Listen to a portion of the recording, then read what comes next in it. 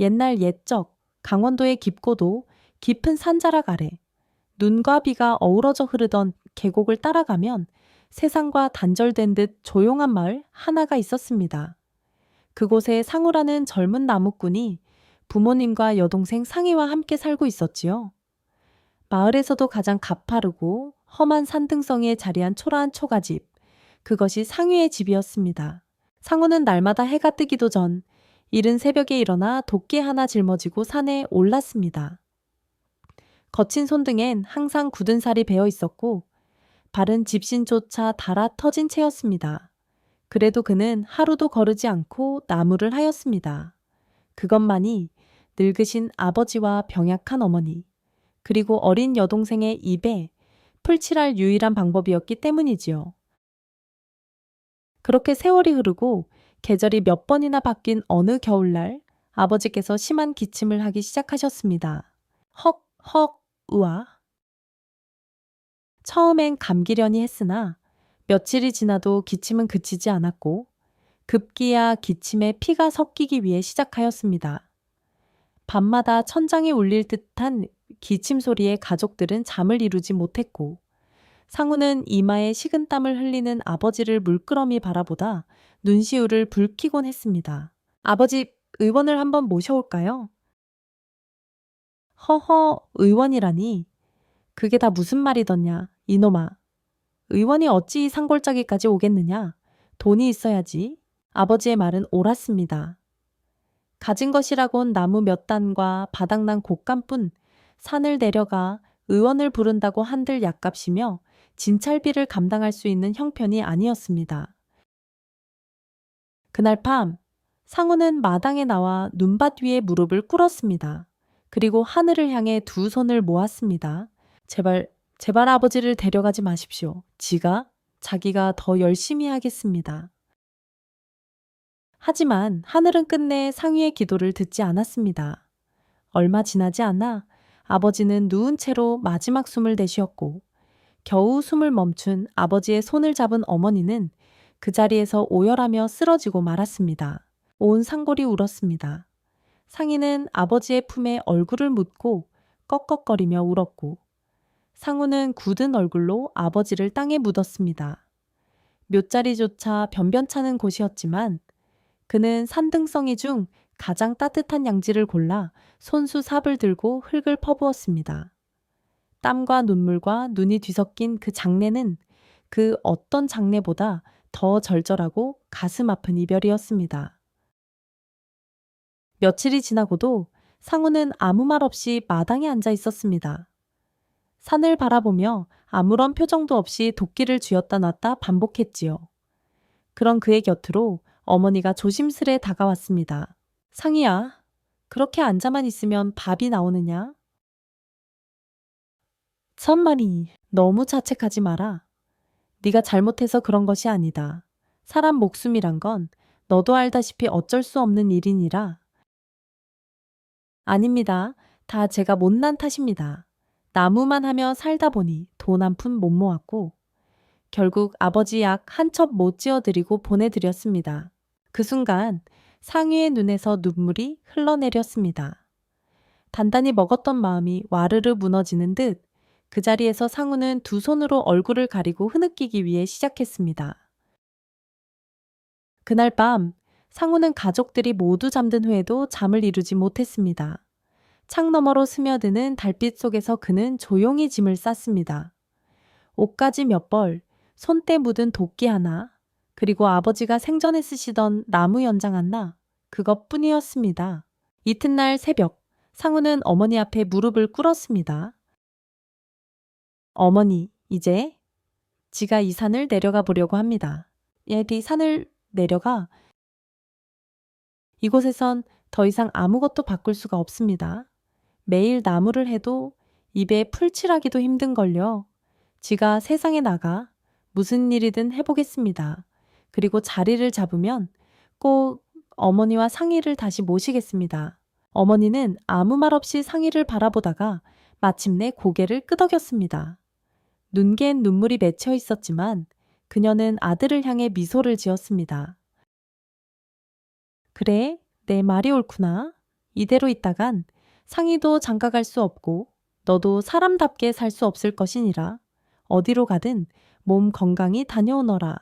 예, 반드시 살아 돌아오겠습니다. 그렇게 상우는 자신이 태어나고 자란 상고를 떠났습니다. 발밑의 흙은 여전히 차고 하늘은 회색 구름에 덮여 있었지만 그의 눈빛에는 더 이상 슬픔이 아닌 다짐이 서려 있었습니다. 세상 끝 같던 상어를 등지고 내려오는 그의 뒷모습 위로 쌀락눈이 조용히 내려앉고 있었습니다. 상어를 떠나온 상우는 길도 모르고 세상 물정도 몰랐습니다. 그저 마을 어귀에서 들었던 이야기만 믿고 발길을 옮겼지요. 큰 장터가 있는 마을로 내려가 보거라. 사람이 많고 일거리가 넘치는 곳이지. 그 말 하나에 의지해 그는 3일 낮과 밤을 걸었습니다. 허기와 피로에 지친 몸을 나뭇가지로 짚으며 겨우겨우 버텼고 발바닥엔 물집이 터져 피가 배어 나왔지만 그는 멈추지 않았습니다. 그리하여 넷째 날 아침 드디어 상희의 눈앞에 장터라 불리는 커다란 마을이 모습을 드러냈습니다.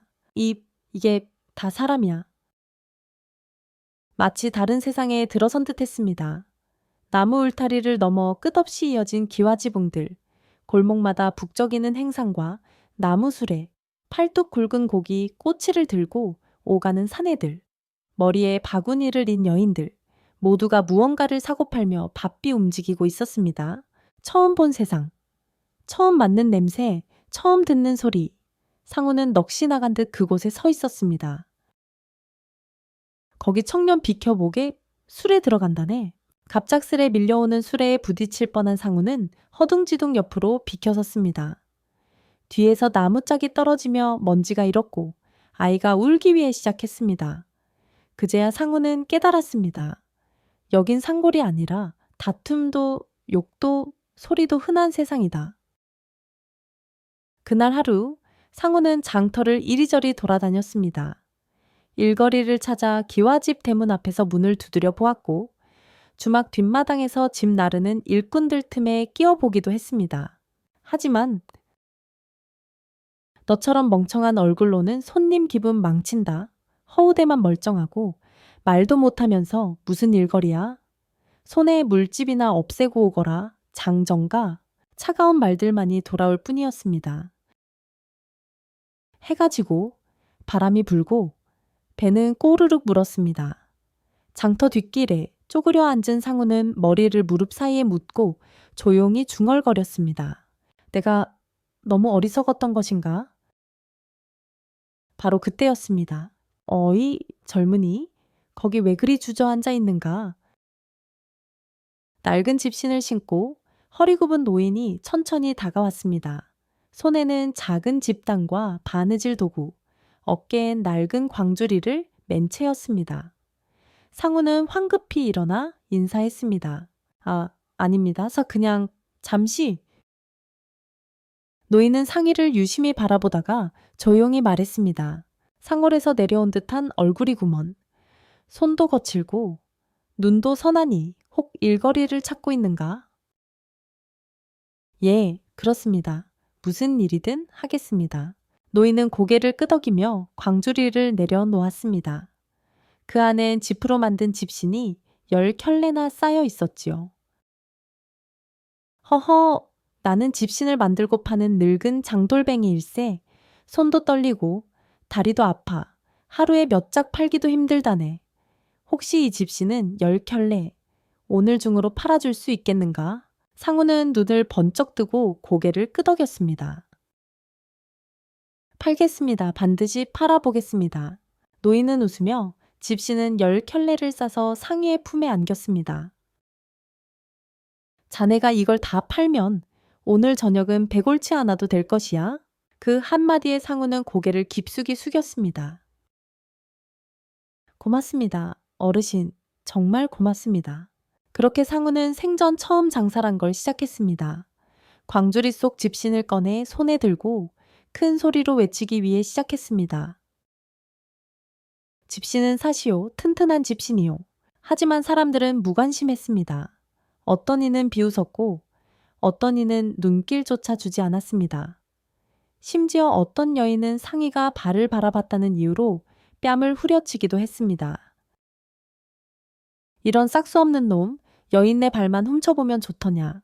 복받친 상우는 눈물을 꾹 참고 도망치듯 장터 구석으로 몸을 숨겼습니다. 그날 상우는 집시는 한 켤레도 팔지 못한 채 허기진 배를 움켜쥐고 노인의 초가집으로 돌아왔습니다. 결국 못 팔았습니다. 노인은 잠시 상희를 바라보다가 입꼬리를 올렸습니다. 첫날이 그런 것이지. 자네는 아직 이 장터의 냄새를 모르니까. 그러나 오늘은 밥을 굶어야 하겠구먼. 장사란 게 그렇게 호락호락한 게 아니야.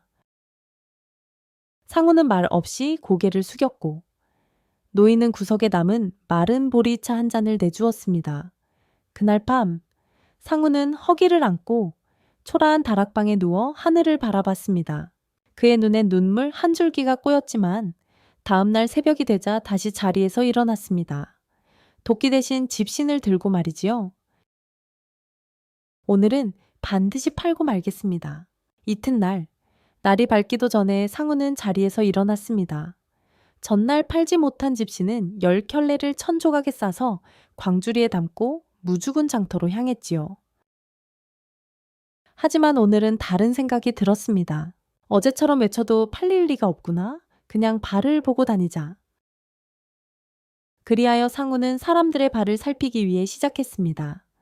낡아 터진 집신, 발등이 튀어나온 허름한 고무신, 맨발로 걸어다니는 아이들까지 모두 그에게는 한 명의 손님이었지요.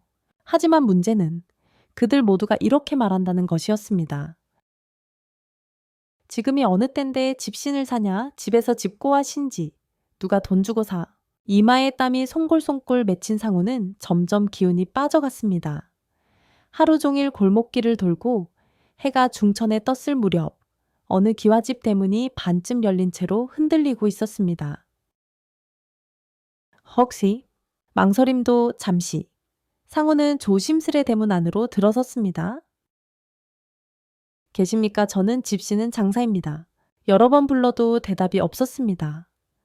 마당 한편엔 장작더미가 무더기로 쌓여 있었고 그 위로눈까지 얹혀 있었지요.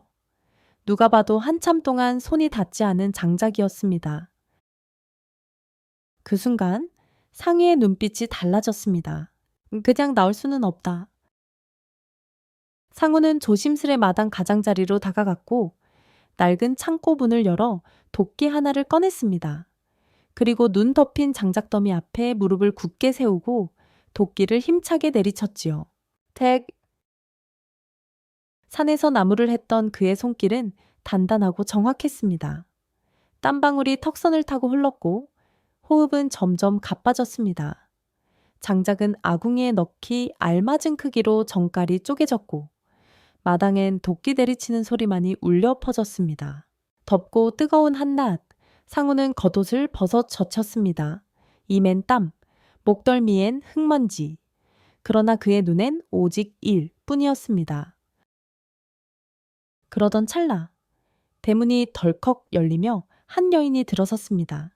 그녀는 검은 저고리에 짙은 치마를 입은 오랜 상복의 여운이 느껴지는 젊은 과부였습니다.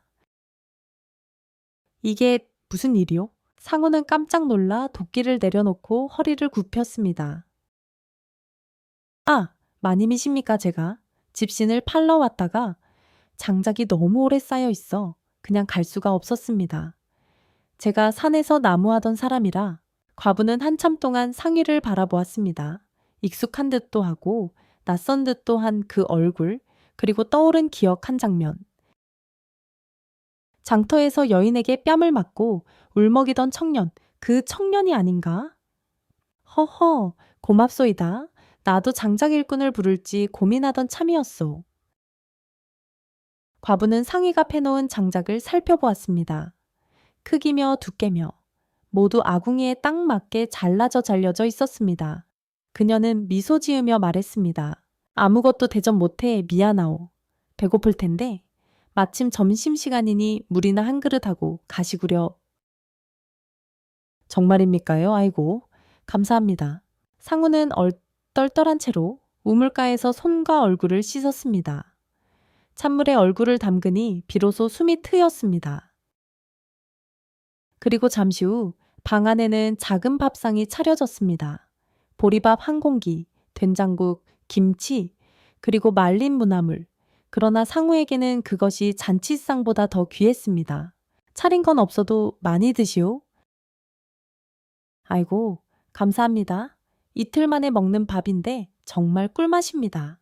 한 그릇을 뚝딱 비우고 상우는 염치 없이 물었습니다.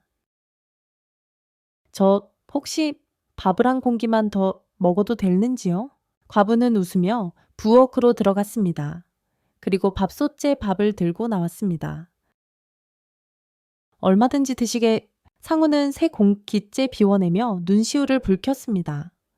눈물인지 땀인지도 모른 채 그는 밥상 앞에 머리를 숙였습니다. 이 은혜 잊지 않겠습니다. 과부는 상우를 물끄러미 바라보았습니다. 단단한 어깨, 해 맑은 얼굴, 그리고 순박한 눈망울. 그 안엔 탐욕도 없고 계산도 없었습니다. 단지 고마움과 성실함만이 가득한 사람이었지요. 그녀의 입꼬리가 천천히 올라갔습니다. 가슴 어디선가 묘한 온기가 피어오르기 위해 시작했습니다. 그날 상우는 밥도 얻어먹고 집신도 팔지 못했지만 무언가 중요한 인연의 실마리를 잡고 돌아왔습니다. 그의 발걸음은 전날보다 훨씬 가볍고 따뜻했습니다. 며칠이 지났습니다. 상우는 여느 날처럼 집신을 짊어지고 기와집들을 돌고 있었습니다. 허름한 초가집은 대개 사치라 여겨 집신조차 직접 만들어 신는 크라. 오히려 여유수가 있는 집을 두드리는 것이 훨씬 가능성이 높았지요. 그날따라 해가 부드럽게 비추는 아침이었습니다. 상우는 골목을 따라 걷다. 커다란 대문이 열려있는 어느 집 앞에 이르렀습니다. 조심스럽게 문턱 앞에서 외쳤지요. 계십니까? 집신 장사용이다. 한참을 불러도 대답이 없자 그는 문틈으로 고개를 내밀었습니다. 마당엔 사람의 그림자조차 없고 장독대 사이로 가을볕이 조용히 쏟아지고 있었습니다. 돌아서려는 순간 그는 마땅한 편 장작더미를 보았습니다. 전보다 훨씬 더 커다란 쌓임이었고 단 한 통도 패여 있지 않았습니다. 이리 큰 집도 장작을 내팽개쳐 두고 있단 말인가? 상우는 가만히 도끼를 꺼냈습니다. 몸이 알아서 반응한 것이었지요. 어느새 그는 땀을 뻘뻘 흘리며 장작을 패기 시작했습니다. 힘있는 도끼질이 마당을 울렸고 상우의 몸엔 땀이 줄줄 흘렀습니다. 덥고도 답답한 날씨, 상우는 민망한 줄도 모르고 웃옷을 벗어 말뚝에 걸고 말았지요. 그때였습니다. 이게 누구요? 그 말에 상구는 깜짝 놀라 도끼를 놓고 뒤돌았습니다. 거기엔 고운 저고리와 치마를 곱게 차려입은 젊은 아씨가 서 있었습니다. 갓 외출을 마치고 돌아온 듯 흰 손에 쓰개치마를 들고 있었지요. 그녀의 눈이 상위의 민망한 상반신을 향하며 조용히 멈추었습니다. 제가 집시는 장사인데 아무도 없길래 장작이 패여 있지 않아? 죄송합니다. 아씨는 그 청년의 말투에서 망설임과 순박함을 느꼈습니다. 그러면서도 마당 한복판에서 땀을 뻘뻘 흘리며 장작을 패던 그 모습은 어딘가 따뜻하고 생기 있었지요. 당신 혹시 장터에서 여인에게 뺨을 맞았던 그 사람 아니오? 상우는 얼굴이 붉게 달아올랐습니다. 그 장면을 기억하는 이가 있다는 사실에 차마 눈도 들 수 없었지요. 예, 그게 제가 잘 몰라서 그만. 허허, 괜찮소. 눈빛이 나쁘지 않았어. 아씨는 그리 말하고 미소 지었습니다. 그 미소는 상위의 가슴 어딘가를 톡 건드렸습니다. 지금껏 땀과 집과 굳은 살 사이에 묻혀 살던 그의 세상에 문득 햇살 한 줄기가 들어온 것만 같았지요. 그녀는 이내 덧붙였습니다. 우리 집은 지금 장작을 패줄 사람도 집신을 사줄 사람도 없소. 하지만 그러곤 고개를 약간 기울였습니다. 고맙소이다. 덕분에 내일 아침 따뜻한 불을 지필 수 있겠구려. 그 한마디의 상우는 잠시 말을 잃었습니다. 아무것도 바라지 않고 한 일을 고운 사람이 따뜻하게 받아준 순간 가슴이 저릿했지요. 그녀는 다시 말했습니다. 짐짓 인사도 못 드렸구려. 나는 수연이라 하오. 잔니 이름은? 예, 상희입니다. 상희 잘 기억해 두겠소? 그리고 아씨는 방으로 들어가 버렸습니다. 상우는 멍하니 그 뒷모습을 바라보다 이내 조용히 우솥을 입고 마당을 빠져나왔습니다. 그날 이후 상우는 매일 그 집 앞을 지나갔습니다. 혹시나 마당에서 아씨의 모습이 보일까 싶어 괜히 대문 쪽을 더 천천히 걷기도 했지요. 그는 집신을 팔아 밥을 먹고 밤에는 노인에게 가죽신 만드는 법을 배우기 위해 시작했습니다. 그러나 손은 바느질을 익히면서도 머릿속에는 자꾸만 수연이라는 이름이 맴돌았습니다. 밤이 깊어도 쉽게 잠들지 못하는 이유는 이제 분명했습니다. 그는 사랑이라는 감정이 무엇인지도 모르면서 이미 사랑을 시작하고 있었던 것이지요. 어느덧 계절은 바람 끝이 서늘한 늦가을로 접어들고 있었습니다. 장터에는 굴비며 무말랭이, 말린 고사리가 가득했고 사람들의 옷깃은 점점 두꺼워지고 있었습니다. 상우는 낮에는 여전히 집신을 팔고 밤이면 그 노인의 집에 머물며 가죽신 만드는 법을 배웠습니다. 잔이 손은 거칠지만 근성이 있구먼. 자칫 가죽을 잘못 다루면 상처가 남는다네. 하지만 정성을 담으면 그 흔적마저 아름다울 수 있지. 노인의 말은 단순히 기술만을 가르치지 않았습니다. 손끝으로 느끼는 마음, 실을 꿰는 호흡, 굽을 누르는 무게까지도 상우는 하나하나 새기듯 익혀갔습니다. 그 모든 순간마다 그의 마음속엔 하나의 얼굴이 떠올랐습니다. 고운 웃음을 머금은 채 장작더미 앞에서 미소 짓던 그 아씨. 수연 아씨께 어울리는 시는 어떤 빛깔이어야 할까? 그 질문은 곧 실천이 되었습니다. 어느 날 그는 조용히 노인에게 물었습니다. 어르신, 혹시 여인을 위한 꽃씨는 어떻게 만들어야 하나요? 노인은 잠시 상의를 바라보다가 잔잔히 미소 지었습니다. 허허, 드디어 자네도 진짜 신을 만들겠다고 생각하는구먼.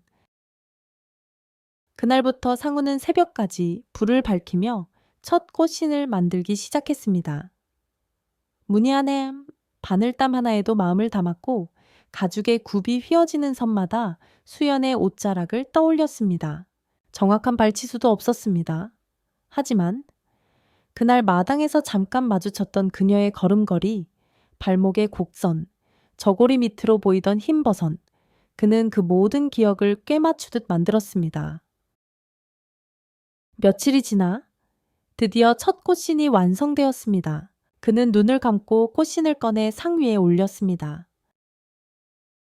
붉지도 않고 하얗지도 않으며 꽃무늬는 억지스럽지 않고 섬세했습니다.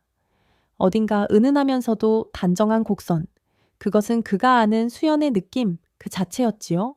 하지만 상우는 그것만으로는 부족하다고 느꼈습니다. 이 신을 그냥 내밀 수는 없어. 신도 아씨도 귀하게 대접받아야 하니까. 그는 곧 자그마한 나무 상자를 깎기 시작했습니다. 나무에 능한 상우는 자기와 칼을 들고 며칠 밤을 새웠습니다. 얇은 나뭇결을 조심스레 벗기고 모서리를 둥글게 다듬으며 뚜껑에는 자개 대신 작은 꽃 문양을 새겨 넣었습니다. 그의 손끝에는 이미 신이 아니라 마음이 담겨 있었습니다. 그리고 어느 날 아침 상우는 예쁜 보자기에 상자를 곱게 싸들고 다시 수연아 씨의 집을 찾았습니다. 대문 앞에서 두근거리는 마음을 진정시키고 조심스레 문을 두드렸습니다. 계십니까? 저 며칠 전 장작을 패고 갔던 상희입니다. 잠시 뒤 문이 열렸고 수연아 씨가 모습을 드러냈습니다. 어머, 또 오셨어. 아, 네? 실은 작은 선물을 하나 가져왔습니다. 그때 마님께 따뜻한 밥도 얻어먹고 또 장작도 마음껏 패게 해주셨기에 상우는 수줍게 상자를 내밀었습니다. 이게 무슨 아씨는 보자기를 풀고 상자를 열었습니다. 그 안에서 은은한 빛을 머금은 꽃신 한 켤레가 모습을 드러냈습니다. 수연은 숨을 멈춘 듯 신을 가만히 들여다보았습니다. 발등을 덮는 부드러운 곡선, 아담한 꽃무늬, 가죽의 결마다 정성이 배어 있었습니다. 이걸 자네가 직접 만든 것이오? 예, 아씨를 떠올리며 만들었습니다. 말이 끝나기도 전에 수연은 입술을 앙다물고 신을 조심스레 신어보았습니다. 신은 마치 그녀의 발을 위해 태어난 것처럼 꼭 맞았습니다. 그녀는 아무 말 없이 방을 천천히 걸었습니다. 그리고 돌아서며 아주 잔잔한 목소리로 말했습니다. 처음이요. 이런 신을 신어보는 건 마음이 전해지는 신 참으로 처음이요. 그 말에 상희의 가슴이 벅차올랐습니다. 손끝에 남은 상처와 밤사으며 만든 노력이 단숨에 보상받는 느낌이었지요. 아씨는 그에게 고개를 살짝 숙였습니다. 고맙소이다, 상희. 그 한마디는 꽃신보다 더 고운 선물처럼 상희의 가슴에 스며들었습니다. 그날 이후 상우는 더 이상 혼자 집신을 파는 청년이 아니었습니다. 그는 누군가를 위해 누군가의 마음을 담아 신을 만드는 사람이 되기 위해 시작했던 것이지요. 수연아 씨에게 꽃신을 전해준 날 이후 상희의 마음은 더할 나위 없이 들떴습니다. 마치 하루하루가 새벽 같고 눈부신 햇살처럼 설레는 나날이 이어졌지요. 그날 저녁 상우는 광주리를 들고 노인의 집으로 돌아왔습니다. 노인은 집신을 만들며 묻습니다. 허허허, 오늘도 빈손이로구나. 혹시 신을 팔지 못한 게냐? 상우는 조심스럽게 웃으며 대답했습니다. 아닙니다. 신 10켤레 모두 팔았습니다. 오, 그래 그럼 어서 앉거라. 오늘은 된장국이 진국이니라. 괜찮습니다. 사실 오늘은 밥도 얻어먹었고요. 노인의 눈썹이 삐죽 올라갑니다. 허허, 어디서 또 밥을 얻어먹은 게냐? 전에 장작을 패드렸던 그 마님께 꽃신을 선물로 만들어 드렸더니 밥도 주시고 신도 몽땅 사 주셨습니다. 노인은 숟가락을 멈춘 채 상희를 가만히 바라봅니다. 그럼 오늘 신을 판 것이 아니라 마음을 거래한 것이구먼? 엥? 그런 것을 사람들은 장사라 부르지 않는다네. 그건 사람과 사람 사이의 빚이고 전기지. 상우는 말없이 고개를 숙였습니다. 그 말이 낯설지 않게 들렸습니다. 꽃신을 만들 때부터 그는 거래가 아닌 기도를 하고 있었던 것 같았기 때문이었지요. 며칠 후 상희는 과부의 집을 찾았습니다. 그녀는 그를 보자 눈이 반짝했습니다. 이게 누구신가 했더니 상우 총가 기구려 아이고 내가 그 꽃신을 신어봤는데 말이오. 그녀는 뒤뚱뒤뚱 방에서 걸어 나오며 품 안에서 보자기 하나를 꺼냈습니다. 이렇게 곱고 가벼운 꽃신은 처음이었소이다. 이건 내 평생에 신어야 할 신인 듯싶소. 아이고, 그리 말씀해 주시니 감사할 따름입니다. 그래서 나도 하나 부탁드리려 하오.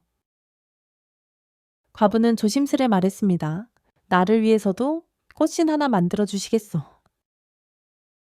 상우는 조금 망설였지만 이내 고개를 끄덕였습니다. 예, 마님께 받은 은혜도 있고 하니 정성을 다해 만들겠습니다. 그날 밤 상우는 수연을 떠올리며 만든 꽃신과는 전혀 다른 마음으로 작업을 시작했습니다. 과부는 달랐습니다.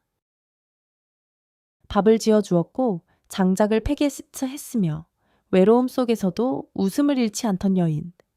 그녀의 얼굴엔 그늘이 많았지만 그 웃음은 뜨겁고 솔직했습니다. 며칠 후 꽃신과 함께 자개 상자를 만든 상우는 다시 과부의 집을 찾았습니다. 이게 정말 내 것이오. 예, 그동안 신세를 많이 졌으니 조그만 성의입니다. 과부는 신을 바라보다 갑자기 손을 뻗어 상희의 손을 덥석 잡았습니다. 아이고, 이 손이 이리 야무질 줄이야? 집신만 만들기엔 아까운 손이요. 마님, 그 손을 왜 그러우 사람 손 한번 잡자고 했더니 이리도 부끄러워하는 총각은 처음이요. 상우는 어찌할 바 몰라 눈을 피했습니다. 과부는 천천히 웃으며 방으로 들어갔고 얼마 후 밥상을 내왔습니다. 상우는 쑥스럽게 밥을 먹었고 과부는 말없이 그 모습을 바라보았습니다. 정말 잘 먹는구려. 먹는 걸 보니 뭐랄까. 그녀는 조용히 손부채를 들고 목덜미를 살짝 드러냈습니다. 치맛자락도 슬쩍 올라가며 허벅지가 드러났고 고름이 느슨하게 풀리며 얇은 저고리 안의 속살이 언뜻언뜻 보였습니다. 상우는 숟가락을 떨어뜨리며 허둥댔습니다. 마님, 전 이만 가보겠습니다. 아니, 아직 다 먹지도 않았는데 왜 이리 급하신가 봐. 과부는 웃으며 그의 팔을 잡았습니다. 하지만 상우는 얼굴이 붉게 달아오른 채 자리에서 일어나 도망치듯 나갔습니다. 집으로 돌아오는 길, 상우는 자기 가슴에 손을 얹었습니다. 나는 지금 왜 이렇게 떨리는 걸까? 과부는 상의를 유혹하려는 여인이 아니었습니다. 다만 그녀도 그만큼 외로웠고 다정한 사람의 손길이 그리웠을 뿐이었지요. 하지만 상의의 가슴속에는 이미 다른 얼굴이 자리하고 있었습니다. 조용히 미소 짓던 그 아씨. 이름만 불러도 마음이 따뜻해지는 사람. 이름 없는 거래 속에서도 그의 사랑은 서서히 한 방향을 향해 가고 있었던 것이지요. 어느 날 상우는 손에 자개 상자 하나를 들고 다시 수연아 씨의 집 앞에 섰습니다. 그동안 수연을 향한 마음은 날이 갈수록 깊어졌고 아무런 말도 하지 못한 채 꽃신을 전한 이후로 그는 매일 밤 그 눈웃음을 떠올리며 바느질했지요. 이번엔 꽃신이 아니었습니다. 아씨의 어머님께 신을 한 켤레 지어 드리고 싶습니다. 문을 열고 나온 수연은 잠시 상의를 바라보다가 상자를 조심스레 받아서 들었습니다. 어머님이 요즘 발이 시리다고 하셨는데 이 신이 꼭 맞을 것 같소. 그녀는 웃으며 뚜껑을 열었습니다. 상자 안에는 조금 넓은 포기, 하지만 섬세하게 꾸며진 꽃신 한 켤레가 들어 있었습니다. 무늬는 수연의 것보다 화려하지 않았지만 오히려 연륜과 기품이 깃든 듯한 무늬였습니다. 이걸 직접 만드신 것이요? 예, 자기의 상자도 함께 만들었습니다. 따뜻하게 포장도 했습니다. 얘는 정말 자상하구려. 그녀는 눈을 살짝 떨구고 말없이 고개를 숙였습니다. 그 순간 두 사람 사이에는 말보다 짙은 정이 흐르고 있었습니다. 그날 이후 수연은 틈틈이 상의를 떠올렸습니다. 아궁이에 불을 지필 때, 바느질을 할 때, 차를 우리며 창을 바라볼 때 그 모든 고요한 시간 속에 상의의 목소리와 얼굴이 떠올랐지요. 며칠 후 대감댁에 손님이 찾아왔습니다. 정갈한 행색의 양반 부인들이 속삭이며 수연 곁으로 다가왔지요. 수연아 씨, 혹시 그 꽃신 어디서 맞추신 것이오? 세상에 이리 발에 착 붙고 곱디고 온 씨는 처음이오이다. 수연은 조심스럽게 미소 지었습니다. 지금 마을에 내려온 청년이 한 짓이오. 이름은 상고라 하고 본디 상골에서 나무하던 나무꾼이었지요. 손재주가 어찌나 좋은지. 그 말을 들은 양반 부인들은 서로 눈빛을 주고받았습니다. 그날 저녁 대감댁 마당에는 연이어 상의를 찾는 말들이 도착했습니다. 이복 형제 상보 아범 대감마님께서 꽃신을 맞추고 싶으시다 하오. 어머, 우리 부인께서도 꽃신이 필요하시다 하오. 손재주 있는 자를 수소문하라 하셨소이다. 소문은 눈처럼 쌓였습니다. 조용히 퍼진 작은 정성이 입을 타고 발을 타고 세상으로 흘러나간 것이지요. 그날 밤 상우는 노인의 집에 돌아와 말했습니다. 어르신, 요즘 꽃신 주문이 부쩍 늘었습니다. 허허, 그게 다 자니덕이지. 꽃신이란 게 발에만 맞는 것이 아니야. 마음에 맞아야 꽃이 피는 법이지. 노인은 딴따뜻한 눈빛으로 상의를 바라보며 조심스럽게 덧붙였습니다. 수연아 씨, 그분과는 자니 마음이 통하였는가? 상우는 잠시 침묵했습니다. 그리고 작게, 그러나 분명한 목소리로 말했습니다. 예, 아직 말은 못했지만 지는 그분을 사랑합니다. 그 말은 마치 오래 묵혀두었던 연심을 입 밖에 꺼내는 순간 같았습니다. 노인은 조용히 고개를 끄덕이며 상위의 어깨에 손을 얹었습니다. 자니신이 사람들의 발을 덮듯 그 마음도 누군가의 삶을 따뜻하게 덮을 수 있기를. 그 이후로 상우는 더 이상 집신을 팔지 않았습니다. 그는 꽃신장인이 되었습니다. 작은 다락방에 등불을 켜고 밤마다 바느질하며 주문받은 꽃신마다 다른 마음을 담았습니다. 그는 신을 팔고 있었지만 동시에 사람들의 이야기를 듣고 위로를 전하고 사랑을 나누고 있었습니다. 그리고 그 중심에는 언제나 한 사람이 있었습니다. 수연. 말 한마디 없이 눈빛 하나로 가슴을 울리는 사람이었습니다. 그녀는 상구에게 신을 사준 여인이 아니라 마음을 기억해준 단 한 사람이었던 것이지요. 그 사랑은 조용히 그러나 깊게 뿌리를 내리고 있었습니다. 복순한 마음씨로 꽃신을 만들어주는 상의를 한 번도 잊지 못하던 과부는 수시로 그의 이름을 입안에서 굴리곤 했습니다. 상의 총각, 참 그 사람만 보면 가슴이 뜨거워진다니까. 장작을 패던 땀에 젖은 등줄기, 허기를 이겨내고 밥 새 공기를 비워내던 그날의 모습이 아직도 생생했습니다. 과부는 생각했습니다. 그런 사내라면 내 곁에서 다시 시작할 수 있지 않을까? 어느 날 과부는 상의가 만든 자기 꽃신을 신고 대문 앞에 서서 거울을 들여다보았습니다. 햇빛에 반짝이는 자개 상자 위에 신은 얹혀 있었고 치마 아래로 살짝 보이는 발끝이 은근한 설렘을 일으켰습니다. 좋아, 오늘은 내가 먼저 찾아가야겠어. 마침 상우는 그날도 수연을 떠올리며 새 꽃신을 만들고 있었습니다. 그때 문이 노크되고 익숙한 목소리가 들렸습니다. 총각, 안에 있는 거 다 안다오. 문 좀 열어봐. 문을 열자 과부는 예쁜 포를 손에 들고 웃으며 들어섰습니다. 아이고, 한참 됐네. 이제 얼굴도 잊힐 지경이야. 마님, 어쩐 일이십니까요? 그게 꽃신이 너무 좋아서 말이야. 자네처럼 손재주 좋은 사내를 그냥 보내기 아까워서 내가 술이나 한 잔 가져왔지. 상우는 멋쩍게 웃으며 손사래를 쳤습니다. 마님, 저는 그저 장사꾼일 뿐입니다. 그래도 한 번쯤은 여인이 총각에게 술 따르는 날도 있어야지 않겠소? 과부는 말없이 술병을 열었습니다. 은은한 술향이 다락방 안을 가득 메웠습니다. 방 안은 따뜻한 등불 하나, 작업대 위엔 아직 마르지 않은 실이 놓여 있었고 상위의 손끝은 멈춰 있었습니다. 한 잔 받아봐. 그녀는 잔을 상우 앞에 밀어주고는 천천히 자신의 잔을 들었습니다. 상우는 머뭇거리다가 술잔을 받아서 들었습니다. 감사합니다. 마님. 어쩌면 오늘 밤은 그냥 마님 말고 이름으로 불러줘도 될까? 얘도 이름이 어떻게 되시는지. 진옥이요. 김진옥. 이제야 알게 되었구려. 내 이름 말해줄 수 있는 사람 하나 있다는 것이. 그녀는 다시 잔을 들이켰습니다. 그리고 입가에 술기를 머금은 차에 상우를 바라보았습니다. 그 눈빛에는 갈증과 허기, 그리고 짧은 희망이 깃들어 있었습니다. 총각은 아씨를 좋아하나 보. 상우는 놀라 술잔을 내려놓았습니다. 마님?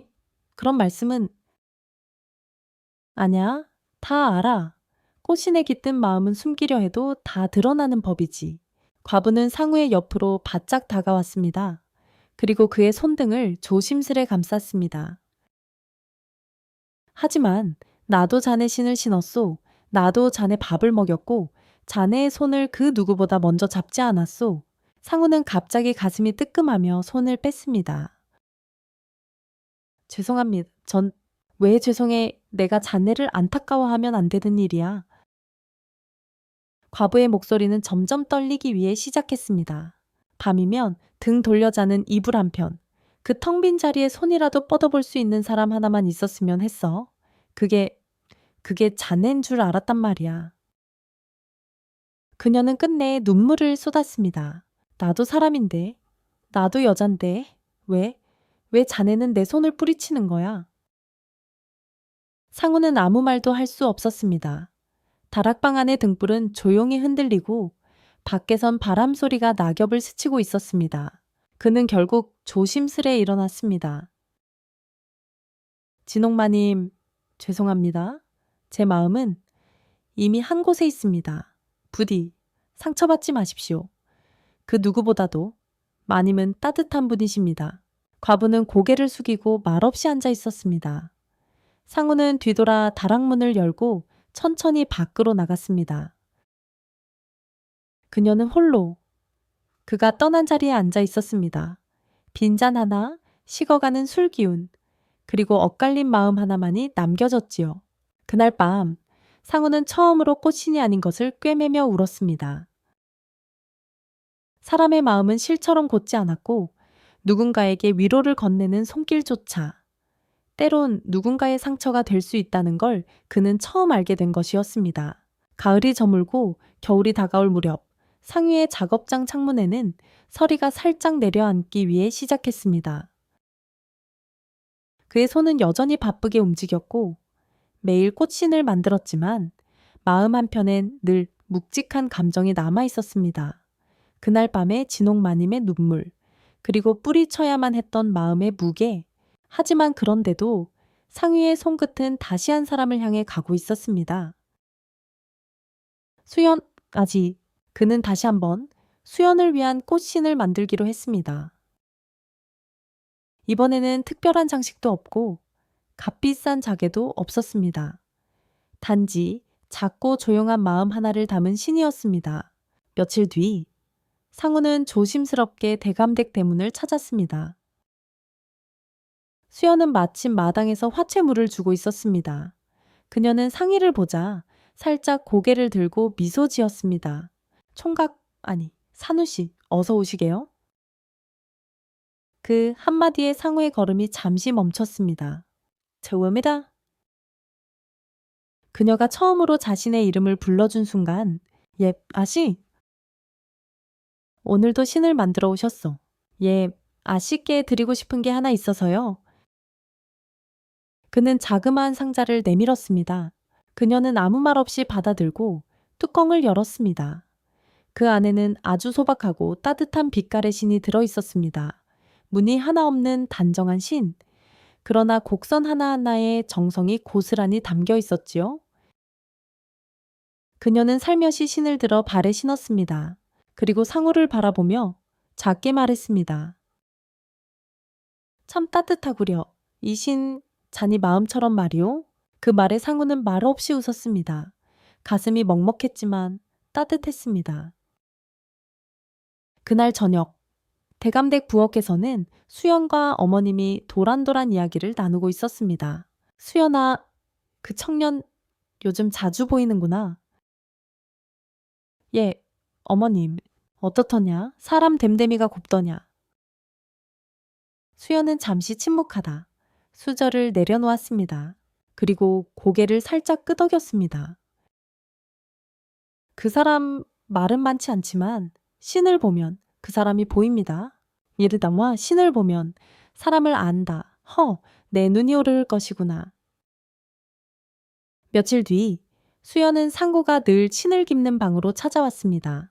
그녀는 말없이 다락방 문을 열고 들어왔습니다. 산호씨? 아씨 웬일입니까요? 잠시 앉아도 되겠소? 그녀는 조용히 작업대 맞은편에 앉았습니다. 그리고 바느질하는 그의 손을 한참 바라보다가 작은 상자를 내밀었습니다. 이건 그날 자네가 나에게 꽃신을 선물했던 날 나도 언젠가는 자네에게 뭔가를 전하고 싶었소. 그 상자 안에는 손수 지은 목도리 하나가 들어있었습니다. 거친 손실을 곱게 짠 그 목도리에는 수연의 온기가 그대로 담겨 있었습니다. 이 겨울 따뜻하게 보내시게요. 산우씨. 그녀는 다시 그 이름을 불렀습니다. 상구. 이름 하나에 담긴 모든 감정, 모든 망설임과 기다림과 다짐이 그 밤 다락방 안에 조용히 퍼졌습니다. 상우는 목도리를 가만히 쥔 채 말없이 고개를 숙였습니다. 그건 사랑합니다라는 말보다 훨씬 따뜻한 고백이었습니다. 그날 밤 그는 작업을 멈추었습니다. 창문 너머로 첫눈이 소리 없이 내리고 있었습니다. 눈을 바라보며 그는 중얼거렸습니다. 수연 씨. 그 이름을 조용히 불러보는 것만으로도 그의 가슴엔 봄이 오는 듯 했습니다. 첫눈이 내린 날 상우는 한 걸음 한 걸음 골목길을 걸었습니다. 발밑에는 소복이 쌓인 눈이 바스락거렸고 하늘은 조용히 하얀 것을 쏟아내고 있었습니다. 장터도 기와집도 소문도 모두 눈 아래 잠든 것 같았지요. 그날 그는 아무 이유도 없이 수연의 집 앞에 도착했습니다. 그저 보고 싶다는 마음 하나로 마당에는 누가 먼저 왔는지 이미 눈발이 발자국을 덮고 있었습니다. 그 순간 안쪽 문이 끼익 열렸고 수연이 털술 달린 외투를 두른 채 나왔습니다. 그녀도 역시 상의를 향해 걸어오고 있었습니다. 아직 일찍인데요. 눈이 오면 누군가를 떠올리는 사람이 꼭 하나쯤은 있잖소. 그 말에 상구는 아무 대꾸도 하지 못했습니다. 입술 끝이 떨리는 건 추위 때문만은 아니었습니다. 수연은 그에게 다가와 조용히 말했습니다. 처음 눈이 올 땐 소원을 빌면 이루어진다지요. 예, 그렇게들 하더이다. 그럼 지금 해보겠어. 그녀는 두 손을 모으고 눈을 감았습니다. 상의도 따라 눈을 감았습니다. 하지만 소원은 말로 빌어지는 것이 아니라 그저 가슴에 담긴 것이었습니다. 그리고 다음 순간 수연은 조용히 상의의 손을 잡았습니다. 그 손은 작고 차가웠지만 상의의 온기로 서서히 녹아들었습니다. 추우시지요. 그대가 따뜻하오. 짧은 대답, 짧은 숨결. 눈송이가 그녀의 머리칼에 내려앉았고 상우는 무의식 중에 그것을 손으로 털어주었습니다. 그 순간 눈이 마주쳤습니다.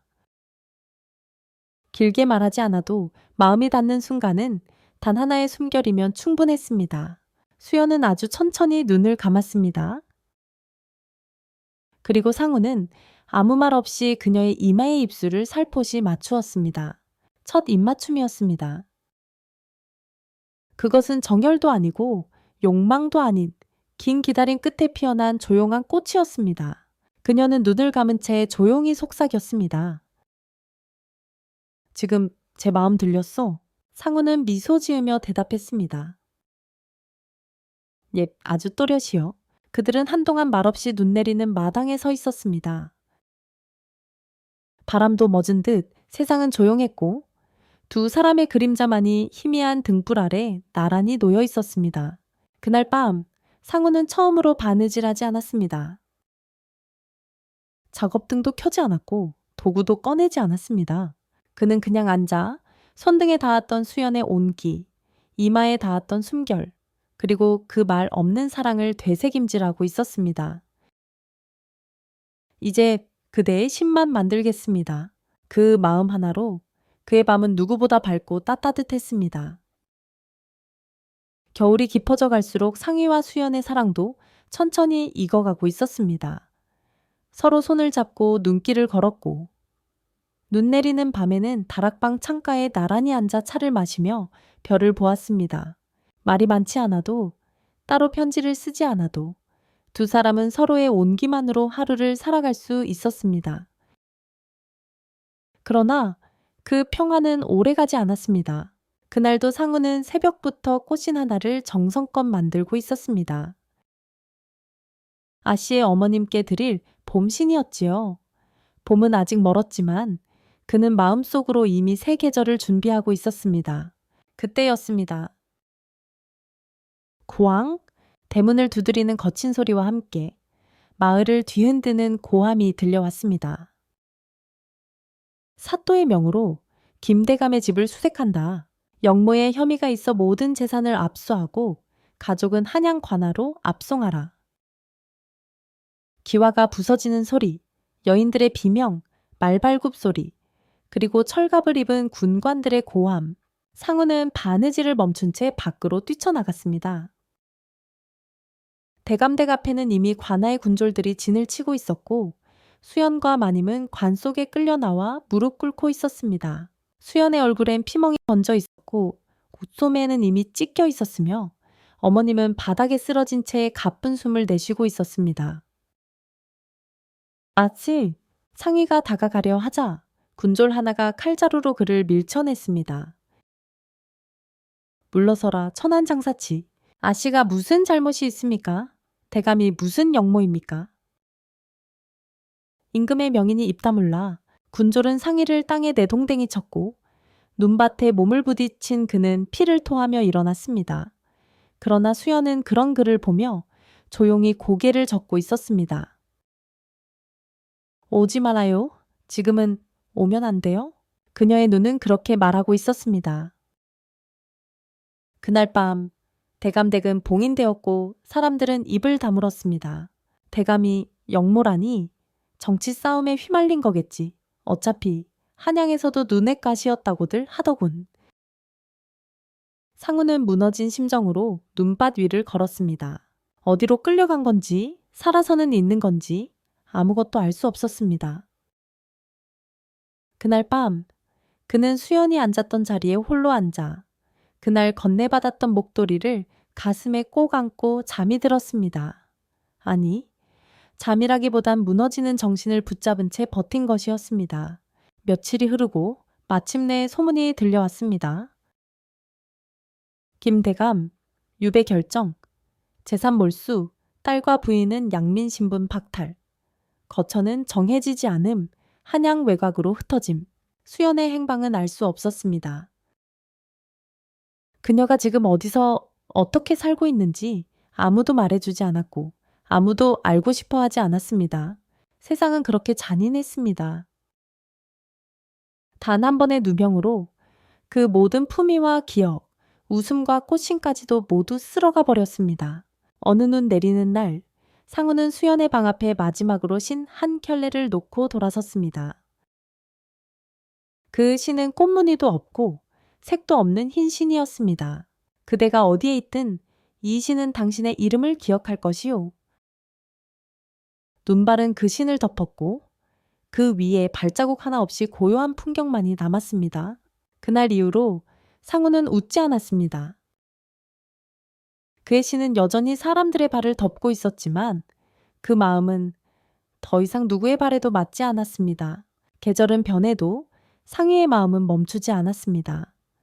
꽃신을 만들던 소는 더 이상 실을 꿰지 않았고 대장장이가 만들어준 도끼를 다시 손에 쥐지도 않았습니다. 그는 떠났습니다. 모든 것을 내려두고 단 하나 수연을 찾아 나섰습니다. 혹시 김대감댁 따님 수연아 씨를 보신 적 있습니까? 영모의 딸이라면 다 도망갔지요. 왜 찾는 겁니까? 연줄이라도 그냥 알아야 해서요. 상우는 말하지 않았습니다. 그녀를 사랑해서라는 말은 세상엔 변명처럼 들릴 뿐이었으니까요. 한양 외곽 산동네, 다 쓰러진 초가집들, 구들장조차 없는 움막들. 상우는 하루에 16곳을 돌아다녔고 어떤 날은 하루 종일 굶기도 했습니다. 그럼에도 그의 눈빛은 단 한순간도 흐려지지 않았습니다. 눈이 오던 날이었습니다. 발끝이 얼고 입술이 파래져갈 무렵 그는 다리 아래 쭈그려 앉은 두 여인을 보았습니다. 해진 쓰개치마, 부서진 버선, 양반의 기품은커녕 거지보다 못한 모습. 하지만 상우는 알 수 있었습니다.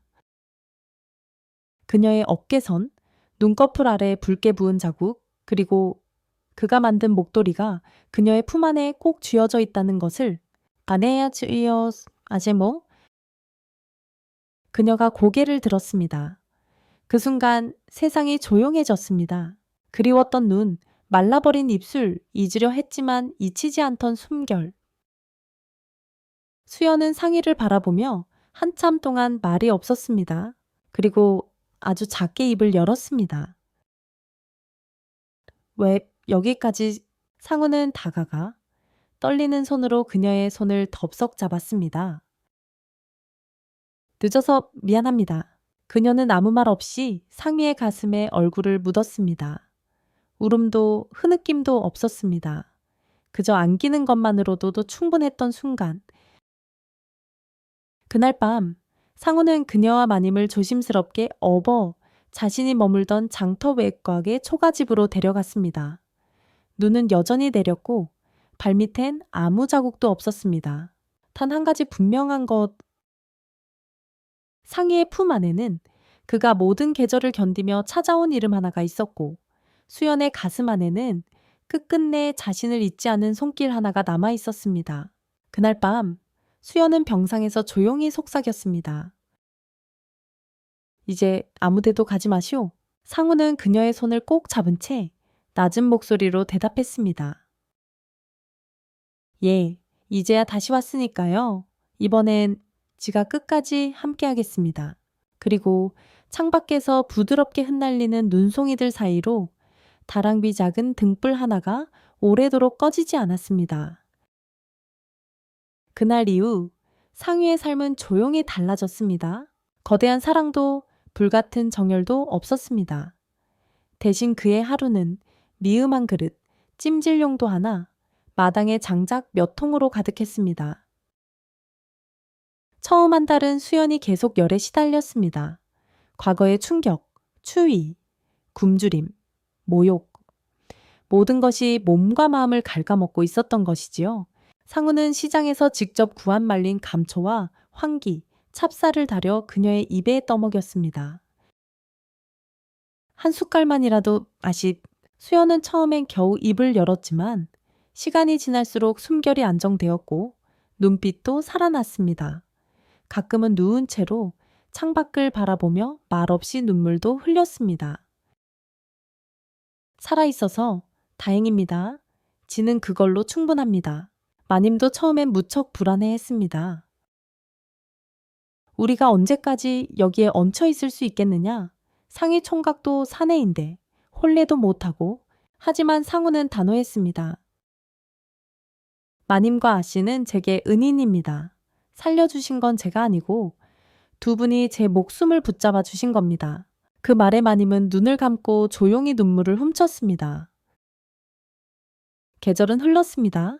봄이 와서 초가집 지붕에 제비가 집을 짓고 여름이면 상위가 직접 만든 모기장이 걸렸습니다. 가을엔 감이 붉게 있고 겨울엔 또다시 눈이 내렸습니다. 그 모든 시간 동안 상우는 단 한 번도 자신의 자리를 떠난 적이 없었습니다. 수연은 어느 날 상희가 저녁밥을 짓고 있는 모습을 바라보다가 조용히 다가갔습니다. 요즘엔 왜 꽃신을 안 만드시지요? 지금은 꽃신보다 더 소중한 걸 지키고 있어서요. 무엇을 지키고 있는데요? 상우는 손을 멈추고 그녀를 바라보았습니다. 아씨의 온기요. 마님의 기침소리요. 제가 매일 밥을 짓고 장작을 패고 물을 길어오는 이유. 다 그걸 지키기 위해서요. 수연은 아무 말도 하지 못했습니다. 단지 그의 등 뒤에서 살짝 등을 기대어 조용히 말했습니다. 그 온기, 나도 지켜주고 싶소. 그의 겨울, 마님은 웃으며 말했습니다. 이제야 숨이 좀 붙는 것 같구나. 따뜻한 방, 정갈한 밥, 그리고 너희 둘이 내 곁에 있으니 말이다. 어머님, 이 아이 총각 손만 잡고도 새해를 넘겼다. 이것도 기적이지 않으냐? 말은 농이었지만 눈가에는 진심이 어렸다. 그 밤 수연은 상우에게 조심스럽게 말했습니다. 혹시 내일 초가집 뒷마당 감나무 아래서 손 한번 잡아주겠소. 상우는 당황한 듯 고개를 끄덕였습니다. 그럼요. 손 얼마든지. 그럼 그렇게부터 시작해 봅시다. 그들의 사랑은 이제야 비로소 말로 움직이기 위해 시작했습니다. 손을 잡는 것부터 다시 시작하는 것, 꽃신을 처음 꿰맸던 그 마음처럼 천천히, 조용히, 부드럽게. 그리고 그 사랑은 아직 끝나지 않았습니다. 이제야 시작되고 있었던 것이었지요. 그날도 상우는 감나무 아래에서 장작을 패고 있었습니다. 수연은 방 안에서 마님과 조용히 바느질하고 있었지요. 그러던 중 한 사내가 산길을 헐레벌떡 달려왔습니다. 김대감 댁이 무죄 판결 났답니다. 영모는 조작이었다 하오. 소식은 벼락처럼 마을을 덮쳤습니다. 양반가들 사이에서 벌어진 정치 싸움. 김대감은 사실 아무 죄가 없었고 대신권을 노리던 몇몇 인물들이 모함하여 가문을 무너뜨린 것이었지요. 새로 부임한 사또가 상소를 올려 직접 진상을 규명했고 대감의 유배는 해제되었으며 수연과 마님의 신분도 복권되었습니다. 이젠 아씨가 아니라 다시 김대감 댁 영예가 되었구려. 상우는 조용히 그 소식을 들었습니다. 수연은 그날 밤 혼자 마당에 나와 눈을 감고 바람을 맞았습니다. 돌아왔구나. 이름이. 며칠 뒤 관청에서 정식 문서가 도착했습니다. 김수연 영예 신분 회복을 명함. 김대감 상경하여 관직 재기용 예정 거처 마련 차관에서 명령하달. 그리고 마님은 조심스럽게 말했습니다. 수연아, 너도 이젠 돌아가야 하지 않겠니? 예, 밥대서마이스. 그 아이는 제 삶이에요. 수연은 상우에게 다가가 말했습니다. 산우 씨, 이제 다시 선택할 시간이 왔습니다. 네. 나는 다시 김대감 댁 영계로 돌아갑니다. 아버지도 살아계시고 모든 것이 원래대로 돌아가고 있어요. 미다오닌트. 그런데 나는 원래대로 돌아가고 싶은지 모르겠습니다. 그녀는 천천히 손을 내밀었습니다. 나와 함께 가주지 않겠소. 상우는 손을 잡지 않았습니다. 그 대신 아주 천천히 그녀의 두 눈을 마주 보았습니다. 그곳에 가면 전 다시 꽃신을 꿰맬 수 있을까요? 그럼요. 그 신이 나를 살아있게 한 거요. 그곳에서도 아씨는 여전히 수연 씨일까요? 그녀는 눈을 감았다가 다시 떴습니다. 상우 씨가 이름 불러주는 한 나는 수연일 겁니다. 며칠 뒤 세 사람이 떠나는 날이 왔습니다. 마을 사람들은 고개를 숙이며 인사했고 아이들은 꽃신을 든 상우를 쫓으며 손을 흔들었습니다. 그날 수연은 그가 만든 목도리를 다시 목에 두르고 말했습니다. 이제 내 이름을 지켜주는 건 신분도 관직도 아니오. 무엇입니까? 당신의 두 손. 길 위에서 수연은 조용히 상우의 손을 꼭 잡았습니다. 한때는 서로 부르지 못하던 이름, 닿지 못한 마음, 신분의 간극을 뛰어넘은 두 사람은 이제 서로의 손 하나만으로도 새로운 세상을 시작할 수 있었던 것이었습니다. 한양의 첫 봄, 창덕궁 뒤편의 작은 골목에는 새로 단장한 기와집 하나가 지어졌습니다. 그 집에는 김대감댁 영계와 이름 없는 신장수 하나가 함께 살고 있었습니다. 처음에 사람들은 수군거렸습니다.